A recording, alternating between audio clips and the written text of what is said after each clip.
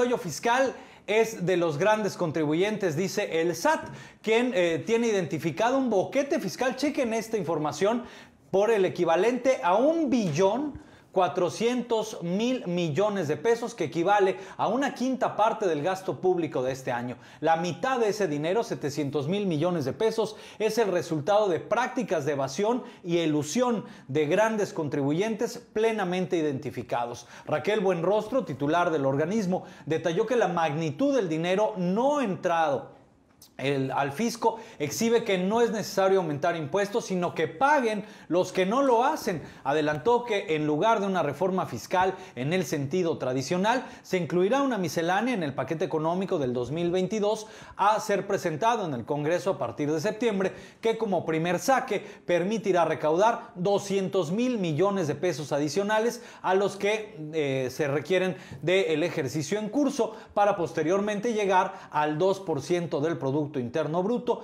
que equivale a 470.000 millones de pesos. En conferencia de prensa afirmó que el año pasado, en plena pandemia, los esfuerzos de fiscalización fueron equivalentes a una reforma fiscal al aumentar los ingresos 2.2% del PIB, siendo que los cambios en 2014 representaron un 2.4%. Y si bien los grandes contribuyentes se quejan y se hacen mártires, no son los únicos a los que se les está cobrando. De hecho, pagan una tasa de ICR casi 19 veces menor que las personas físicas y casi 8 veces menos que lo que se da en sueldos y salarios, según exhibió. El SAT presentó la tasa efectiva que pagaron grandes contribuyentes de 40 actividades económicas en los sectores de servicios económicos y financieros, que incluyen bancos, casas de bolsa, seguros, minería, industria manufacturera y farmacéutica, comercio al por menor y al por mayor, que equivalen al 35% del ISR causado entre 2016 y 2019. El objetivo es que quienes se encuentran por debajo de ese parámetro se pongan al corriente. Oye, a ver, ¿pueden poner la tabla otra vez? Fíjate, la banca... Eso sí es miserable, ¿no? Sí, ¿cómo es posible que la banca pague el 5%? Oye, la banca que no te perdona un día, Waldo. Tú te atrasas un día en un pago, ya te están hablando por teléfono, ya te traen. Y mira, ellos desde el 2017 traen... 5%, cara. O sea... Casas de bolsa, 4.66. Sociedades de inversión de capitales, 5.50. Minería bajó de 6.40 a 5.51, fíjate, ¿sí? Incluso, ¿no? Minería de plata también bajó la recaudación, el porcentaje. Minería de cobre y níquel, fabricación de preparaciones farmacéuticas, cosméticos, ensamble de automóviles. ¿Y qué dice lo? Ensamble de automóviles el 1%, caray. Mira, cuando debes una industria... Farmacias con mini super, esa vez como que con dedicatoria. Ya es que trae bronca con FEMSA, ¿no? 1.62. Yo le pregunto a las personas que nos están viendo, esto va por una columna, a todas las personas que están asalariadas, que les descuentan una tasa efectiva del 30%. ¿Del ISR, tu sueldo? Del ISR, ¿qué opinan de esta tabla? Que además ellos pagan menos, ya decían. Pagan mucho menos porque son altos contribuyentes. Se les cobra menos, ahí venía en el... No, pero bueno. O sea, cobran porque pagan más. En teoría. O debería de ser, no. Pero me acordé de la película esta del Mercader de Venecia, ¿no? Tienen y quieren más y más. Es que ese es el... no hemos podido dar como el comparativo. Ah, sí lo tenemos, ¿no? El comparativo... Vamos a ponerlos a sufrir. Ya nos quedan... Ya se acabó el programa. Chetos. No, bueno, pero estuvo interesante. Quería hablar del comparativo del neoliberalismo contra capitalismo, porque las personas piensan que cuando el presidente ataca el neoliberalismo está atacando al capitalismo y por eso están estos dogmas del socialismo. Ajá. Al libre mercado, pues. Miren, aquí está el documento. Ah, bien por producción. Vamos a verlo rápidamente. La definición, miren. Ahí te va. El capitalismo es un sistema económico y social basado en que los medios de producción deben ser de propiedad privada. El mercado sirve como mecanismo para asignar los recursos. Qué bien, producción, Muy bien, producción. Ahí está. Los recursos escasos de manera eficiente, y el capital sirve como fuente para generar riqueza. A efectos conceptuales, si quitan el cuadrito, por favor, es la posición económica social contraria al socialismo. ¿No? El neoliberalismo Es una corriente de pensamiento económico y político que surge en el siglo XX, que se basa en la defensa de un sistema capitalista. Dicha corriente trata de resurgir las ideas del liberalismo clásico. El neoliberalismo en México intentó influir en el desarrollo económico, limitando el papel del Estado, reservando en manos de particulares el objetivo de inversión, y es una filosofía económica que intentó impulsar la perspectiva hacia el estado de bienestar. Cuando el presidente habla en las mañaneras del neoliberalismo, del daño que le hizo al país, no es porque esté a favor del socialismo, es porque está a favor del capitalismo. ¿Qué significa esto? Que los líderes económicos, los sectores productivos, las empresas, tienen que tener reglas. En el capitalismo hay reglas que tienen que acatarse por parte de estos. Y en el neoliberalismo prácticamente se les deja hacer y participan en todos los procesos, incluso hasta del Estado, ponen hospitales que luego se los concesiona el gobierno, etcétera. Claro. ¿Cómo sucede en Estados Unidos? No, es que en Estados Unidos se regresaron ya al capitalismo. Por eso. Como el capitalismo, sí, no es propiamente el neoliberalismo. En Estados Unidos, ¿por qué no hay compañías mineras en Estados Unidos que excaven en Estados Unidos? Son grandes compañías que se vienen a México, América, a otros lados, ahí, porque las reglas que les ponen ambientales les prohíben o son tan costosas que ya no les conviene y mejor se van a otros lugares donde hay mayores oportunidades. Donde hay rendimiento. Exacto. Algunos de ustedes deben de conocer personas que se dedican a llevar piedra literal a los Estados Unidos, grava. Ya no hay graveras prácticamente en Estados Unidos, son las de México que llaman y llevan este producto para las carreteras, todo este asunto. ¿Tienen la presentación? Bueno, esta es la definición que ya la dimos. Las características del capitalismo es la defensa de los derechos individuales, es decir, la propiedad privada de capital y de medios productivos, la libertad de empresa, mediante la cual es posible llevar a cabo proyectos empresariales o ponerles fin, y el mercado competitivo, lo cual supone que el precio de intercambio se da por interacción de la oferta y la demanda con la menor injerencia posible del Estado. En este mercado, con múltiples opciones y alternativas de productos, entre los cuales los individuos tienen la posibilidad de escoger. En él se conforman las decisiones de demanda y oferta que dan lugar a los equilibrios y a los precios. Y en el caso del neoliberalismo, se habla de propiedad privada, pero esta es una de las características más importantes de este concepto, porque defiende que la mayor parte de los bienes y factores de producción deben de ser de propiedad privada. Y ahí hago un paréntesis. ¿A qué se refiere? El gobierno no puede tener sectores estratégicos. No puede tener petroleras, no puede tener generadoras de energía, no puede tener incluso empresas para generar armamento. Todo se le tiene que entregar a la iniciativa privada. Y eso hace que el presidente, por eso cuando él dice, la rectoría de la energía tiene que regresar al capitalismo, no al socialismo, sino al Estado. Al Estado, porque son sectores estratégicos donde tú no puedes poner la soberanía nacional en manos de una empresa que a veces es extranjera.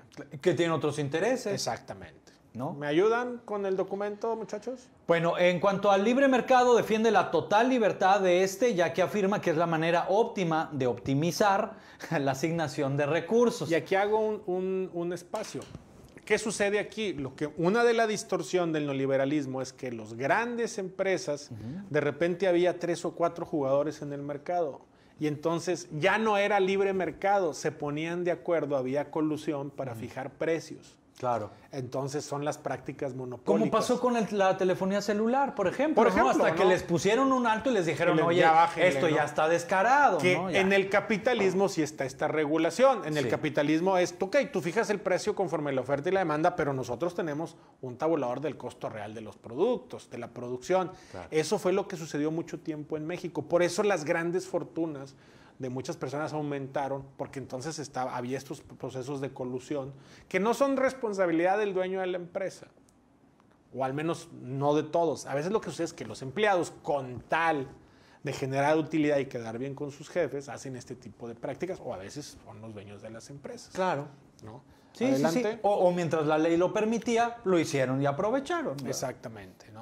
Ahora, en la desregularización aboga por una desregularización de los mercados, permitiendo una mayor libertad en ellos. Y en cuanto a los impuestos, persigue una reducción de los impuestos derivado en un menor gasto público. Que ese es el asunto. Por eso acabamos de ver el cuadro de los impuestos, pues lo que pagan es completamente ridículo que una empresa pague el 5% de impuestos. O el asunto que decía yo, de regulaciones de ser y dejar ser. Pues sí, nada más que el problema de ser y dejar ser es que luego tenemos lo que sucedió en la pandemia. Un ventilador para que las personas vivieran costaba 1.200.000 pesos, claro. 1.5 millones de pesos cuando era un aparato muy pequeño y un carro te cuesta eso. Entonces, que es parte de la visión, por eso el presidente machaca con el asunto del neoliberalismo, que sí es cierto que generó más pobres y generó más hombres y mujeres ricas en el país, que no es estar en contra de la riqueza, sino pues de que haya una mejor repartición, pero jamás, como lo dicen algunos ahí, está hablando del socialismo. ¿Me explico? Adelante. Y bueno, pues en cuanto al papel del Estado, el capitalismo dice que la principal tarea del gobierno, según esta teoría, es controlar los fallos de mercado. Además, debe evitar que el sistema derive en situaciones de abuso y debe de fomentar la competencia. Bajo este concepto, existen diferentes tipos de sistemas derivados como el capitalismo monopolístico, el capitalismo financiero o el neocapitalismo. Y en el caso de lo que es el neoliberalismo no plantea la supresión del Estado, pero sí que plasma una gran limitación de sus funciones. En la visión del neoliberalismo, el Estado lo único que tiene que hacer es tener la policía. Y a veces ni eso, porque hasta se concesiona, pero ya le concesionaban penales, hospitales, sistema de salud, etcétera. Todo estaba en todo. Entonces, y el problema de eso es que se van encareciendo las cosas. Insisto, es ridículo lo que cuesta. Este aparato cuesta 25,000 pesos, un teléfono celular, ¿no? Hay medicinas que cuestan eso, ¿no?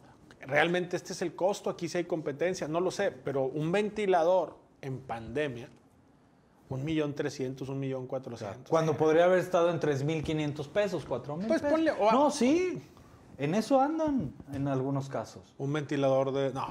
Ah, no, bueno, no tienes razón. Yo hablo de los respiradores. Ya sé. No, un respirador de los... Sí. No, imagínate, ¿no? Entonces, ¿hay algo más en el documento? Bueno, pues la principal diferencia entre ambos sistemas económicos reside en el papel que desempeña el Estado en la economía. El capitalismo es el modelo más utilizado en los países del mundo y este concepto defiende que debe existir una economía de mercado. En ella se debe de garantizar la libertad económica y la propiedad privada de los factores de producción. El Estado interviene como ente regulador que trata de solventar los fallos del mercado, garantizando el bienestar social de los ciudadanos. En adición, el modelo neoliberal forma parte del capitalismo y asimismo dentro de cada sistema capitalista se puede llevar a cabo una política orientada a una economía dotada de mayor libertad o mayor intervención estatal. El neoliberalismo es una forma extrema del capitalismo. ¿Qué tenemos entonces? Tenemos el capitalismo y su versión extrema es el neoliberalismo. ¿Y dónde ve reflejado el neoliberalismo? En la tabla que acabamos de ver. Pónganme la tabla de lo que pagan. O que si lo ves de manera inversa, el comunismo es la parte extrema del socialismo. Pero yo les pregunto a ustedes, amigas y amigos que integran la clase media, permítanme con el cuadro, que integran la clase media, las clases altas y las clases medias bajas, ¿les parece correcto que estos sectores económicos paguen esto de impuestos sobre la renta efectivo? El 1%, que el banco pague el 5%. Cada vez que vas a sacar una tarjeta al 400 pesos o 4,000 pesos del cajero te cobran 20 pesos. Sí, ¿no? Si no es de tu banco, sí. Exacto. Entonces, esta es la gran lucha que está teniendo el presidente para tratar de hacer de México un país más justo para todos. Y el país más justo no se trata solamente de dar. Un país justo también se trata que aportemos. No que el gobierno te dé, también nosotros tenemos que aportar. Entonces, yo no sé qué empresas sean y no vamos a personalizar. Lo único que dices tú, ¿será correcto que estos sectores paguen efectivamente esa tasa? Claro. No, y sobre todo cuando ves pues que son bancos, casas de bolsa, sociedades de inversión, o sea, pues si se supone que son de los entes que más reciben dinero, ¿no? Y los que manejan y administran capitales. A ver, en una regla de 3 simple, ¿qué sentido tiene tener un negocio que te deja el 3% de utilidad? Si pagas el 1, en teoría te quedaría... El 2. Te quedarían 2 puntos más si fuera el 35 directo, que no es así. Claro. Entonces, esa es la gran pugna y por eso también la desinformación y el pleito que hay y que creo que va a seguir por lo que estoy viendo. Bueno, pues vamos a ver qué sucede, Waldo. Comentario.